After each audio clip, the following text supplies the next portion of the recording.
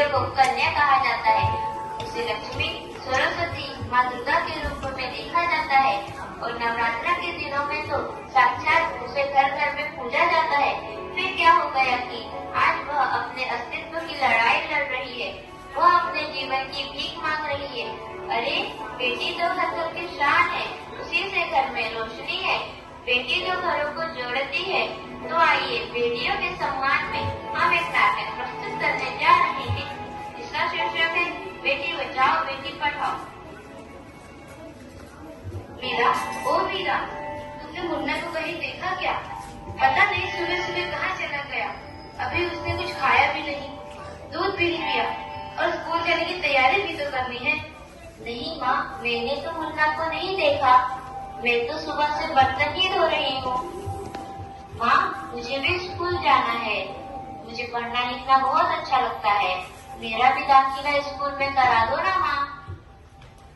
Sorry, बड़ी है school जाने वाली, घर के काम काज अच्छे से सीख ले, आगे चलकर यही तेरे काम आने वाले। पढ़ लिख कर कौन सा तुझको कलेक्टर बनना है, जल्दी जल्दी बर्तन साफ कर। माँ जी, मीरा को भी स्कूल में दाखिला दिला दीजिए ना, उसे भी पढ़ना लिखना जरूरी है। तू चुप कर, पढ़ना लिखना ये तो केवल लड़कों का काम है, उन्हें आगे चलकर घर गृहस्थी की जिम्मेदारी जो संभालनी होती है।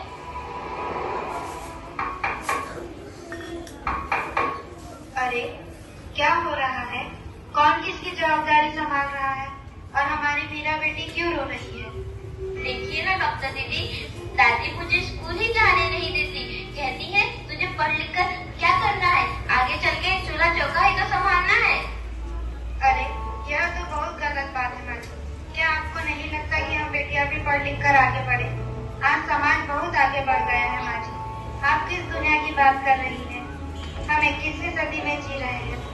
मैं आज ही टीचर दीदी से बात कर मीरा का दाखिला स्कूल में कराती हूँ। और हाँ, मैं तो यहाँ इसीलिए आई थी कि मुन्ना को पोलियो ड्रॉप दिया कि नहीं, जगह जगह इसके कैंप लगे हैं।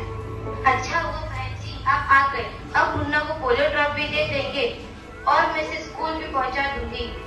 अच्छा मीरा, अब तुम रोना नहीं, तुम जरूर स्कूल जाओगी और एक दिन पढ़ लिख कर मेरी तरफ बहुत अच्छे डॉक्टर बनोगी, ठीक है बेटा?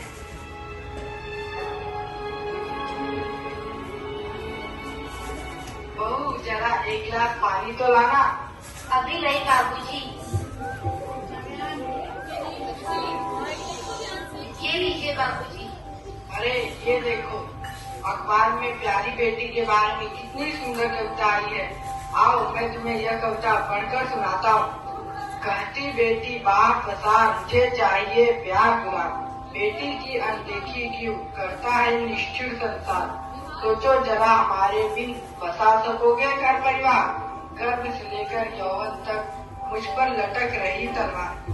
मेरी व्यथा वेदना का अब हो स्थायी उपचार, जब माई जग में न होगी तो तुम जन्म किससे पाओगे, जब बहन न होगी घर आंगन में तो किससे रूठोगे किसे मनाओगे, जब दादी नानी न होगी तो तुम्हें कहानी कौन सुनाएगा, जब कोई स्वप्न सुंदरी ही न होगी तो तुम किससे ब्याह रचाओगे, जब घर में बेटी ही न होगी तो तुम किस पर लाड़ लुटाओगे, जिस दुनिया में स्त्री ही न होगी उस दुनिया में कैसे रह पाओगे, जब तेरे घर में बहू ही न होगी तो कैसे वंश आगे बढ़ाओगे।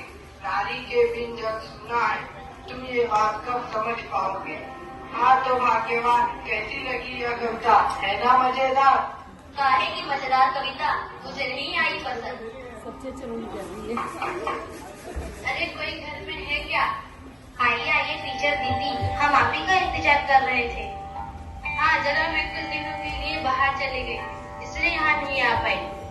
डॉक्टर बहन जी कह रही थी आपने मीरा का अभी तक दाखिला नहीं कराया, ये तो बहुत होनहार छात्रा है, हमेशा अच्छे अंक लेके उत्तीर्ण होती है। हाँ मैं भी तो यही चाहती हूँ कि मीरा स्कूल जाए, खूब पढ़े, पर मेरी यहाँ सुनता कौन है। हाँ हाँ खूब पढ़ाओ लड़की को और बाहर भेजो, जब कुछ गलत सलत हो जाएगा ना तो मुंह छुपाने की भी जगह नहीं मिलेगी। अरे माँ जी आप कहाँ की बात कहाँ लेकर बैठ गए, मीरा को 10वीं तक तो पढ़ाई पूरी कर लेने दीजिए, आगे की पढ़ाई के बारे में बाद में सोचेंगे। हाँ टीचर दीदी, हम मीरा को अवश्य स्कूल भेजेंगे। मैं उसे मेरे जैसा अनपढ़ नहीं रहने दूंगी, उसे खूब पढ़ाऊंगी। कल मीरा को तैयार रखना, मैं उसे लेने आऊंगी। क्यों दादाजी, सही कहा ना मैंने? हाँ हाँ बेटा, बिल्कुल सही कहा। मैं तो कब से कह रहा हूँ कि मीरा को भी स्कूल जाने दो। प्रणाम दादाजी। प्रणाम बेटा।